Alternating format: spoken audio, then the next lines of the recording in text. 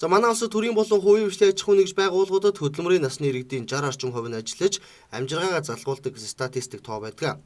Тэр ч утгаараа иргэдийн хөдөлмөр эрхлэлтийг дэмжих ажлын байрны цалин хангамжуулаад нийгмийн асуудлуудыг цогцоор нь шинжлэх хууль эрх зөрчнийг таатай боловсронгуй болгох шаардлага 109-оор тулгараад байгаа юм.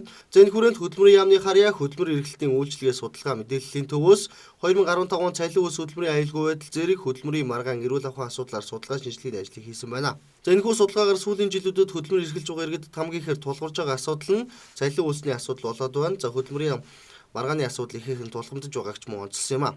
Тодорхойлбол үндслэгүүгээр ажлаасаа халагдсан иргэдийн шүүхээр шийдвэрлүүлсэн маргаан сүүлийн 3 жилийн хугацаанд жил бүр шатлалтайгаар тогтмол өссөн нь харагдаж байгаа юм.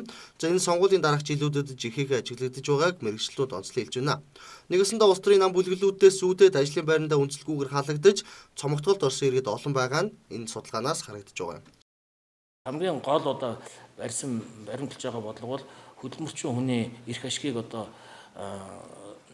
ямарваа нэгэн бусад талын давангаа байдал гарахгүйгээр хамгаалж явах ийм шаардлага байгаа гэдгийг хэлмээр байгаа. За энэ шаардлагыг шинэ хөдөлмөрийн хууль сая өргөн барьсан байгаа. Тодорхой шалтгааны улмаас бид эргүүлээд татсан байгаа. За энэ хавраан чуулганаараа бид эргүүлээд өргөн барьнаа. Монгол Улсын хуралд.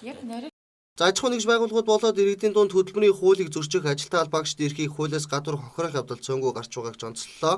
Иргэдийн зүгээс ихэр гардаг бас нэгэн гомдол нь ижил хэмжээтэй ажил хөдөлмөр хийж байгаа ч за цалин үсгийн хувьд ялгаатай ажлын цаг за нөхцөл байдлаар нь ядварлан гадуурхах тохиолдол их байгаа гэсэн юм а. За тиймээс ч улсын хурлд өргөн бариад байгаа хөдөлмөрийн шинэ хуулиар дээрх асуудлуудыг цогцоор нь шийдэж хуульчилж өгөх асуудалд онцгой анхаарах шаардлагатайг хэлж байлаа.